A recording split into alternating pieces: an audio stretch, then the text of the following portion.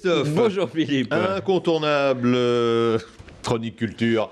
On va parler, oui, absolument, danse, théâtre et puis hypnose. Alors là, on va voir des images assez étonnantes.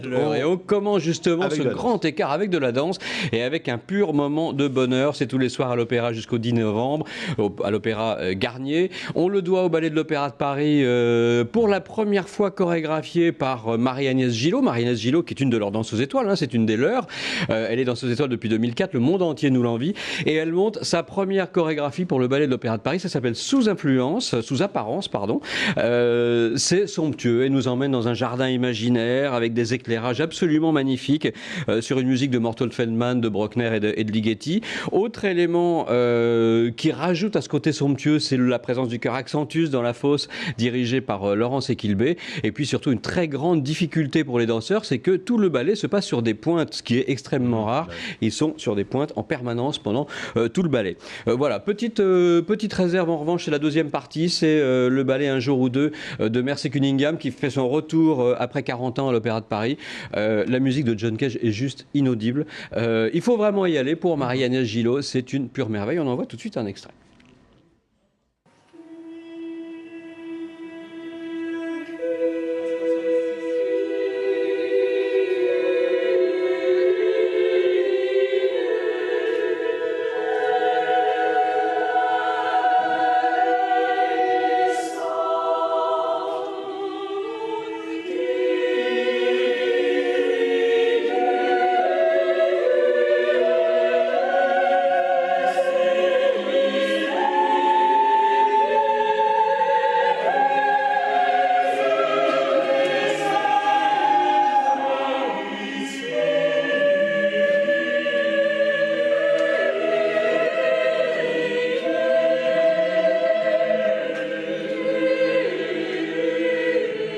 Voilà, Sous apparence, c'est le nouveau ballet de Marie-Agnès Gillot. C'est très court, ça ne se joue que jusqu'au 10 novembre, donc un bon conseil, courez-y au Palais Garnier.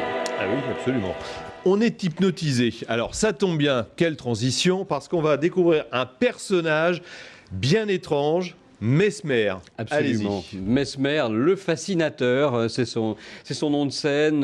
C'est une star au Québec. Hein. Il nous arrive donc des grands froids canadiens. C'est une star et franchement c'est mérité parce que ce à quoi j'ai assisté est absolument incroyable. Il fait des séances d'hypnose publique.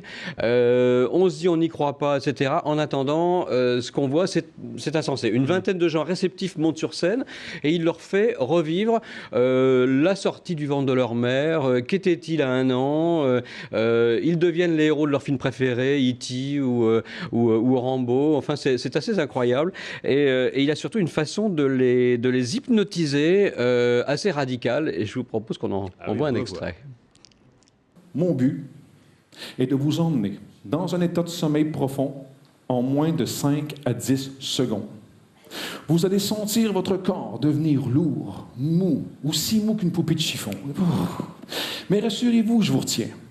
Vous aurez cependant l'impression d'être couché dans un lit douillet. Vous allez récupérer 3 à 6 heures de sommeil ici sur scène.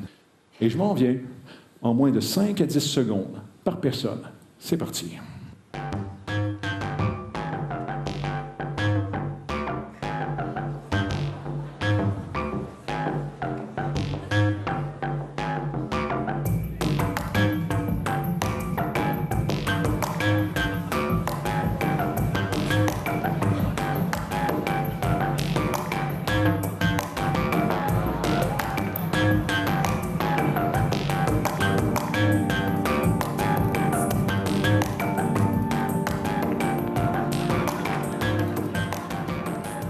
Voilà, on y croit ou on n'y croit pas. En tout cas, moi j'ai vu des journalistes qui n'y croyaient pas jusqu'à l'entracte se mettre à danser comme des fous dans l'allée à partir de la deuxième partie. C'est tous les soirs à Bobino jusqu'au mois de janvier, Mesmer, le fascinateur. Bon, parce que les gens qu'on voit, c'est le public. Hein, c'est le public, hein, ce ne sont pas des compères. Tous les soirs, ce sont des personnes différentes.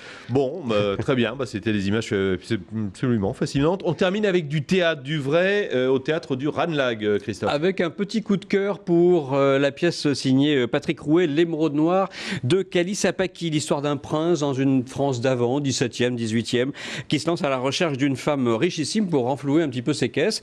L'histoire est relativement classique et en même temps très très actuelle, mais la façon de traiter l'histoire, les dialogues sont assez savoureux.